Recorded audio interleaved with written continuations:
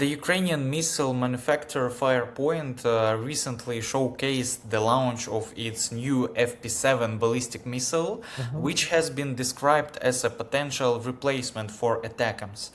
Earlier, missiles from the same company, the Flamingo series, reportedly struck a facility producing Iskander, Oreshnik, and other Russian missiles.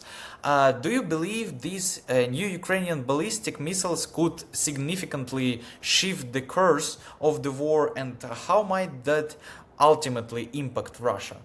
Well, everything's a game changer, right? I actually wasn't familiar with that, but I've been focused on Iran the past couple of days. This new ballistic missile, can it be fired from a HIMARS type vehicle, or it can?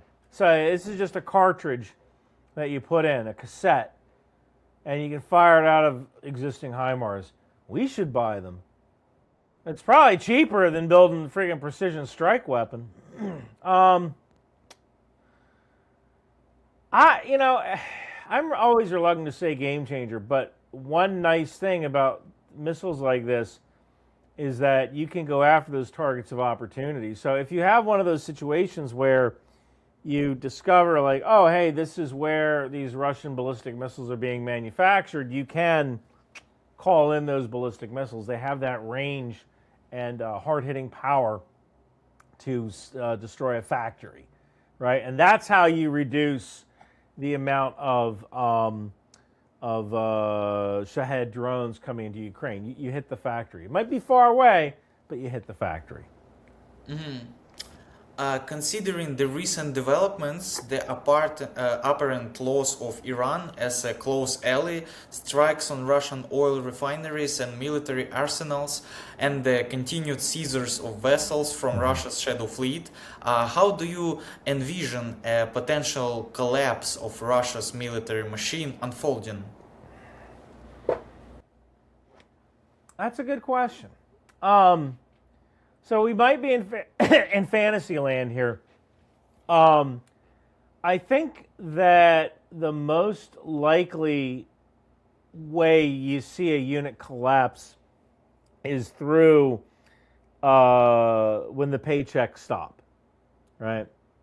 So it's kind of similar to Assad's army. Like, how did Assad's military, Bashar al-Assad in Syria, his military was very hollow because officers got paid so little that they would actually accept bribes from their soldiers to go home and work. So soldiers would actually pay their officers. The officers would keep those soldiers on the books, like, yeah, you actually are on duty, but then the guy would go home and he'd have a job and he'd be making money. He'd just have to periodically kick back some of that money to his officer. So I could see Russia having something like that, where you have some officers who are like, well, if you give me money, then you can work in the tactical operations center instead of being sent on this patrol. But I think once the paychecks stop, if there's ever some sort of hiccup in getting soldiers' pay out of the soldiers, or a hiccup in food. I've often said a soldier is only 6 meals away from a bandit, right? If you have a gun and you're hungry, pretty soon you're going to have some food. So if you can stop food from getting to the front, sooner or later, you're going to have 3 guys in a bunker, and they're going to be like, one guy is going to be, I'm leaving to find food.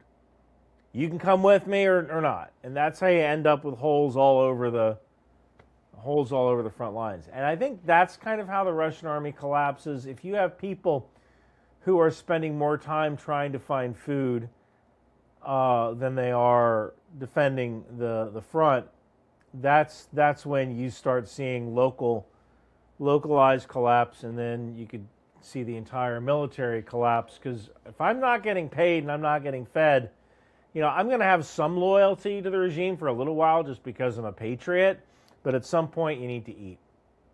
And I think that's kind of how it happens.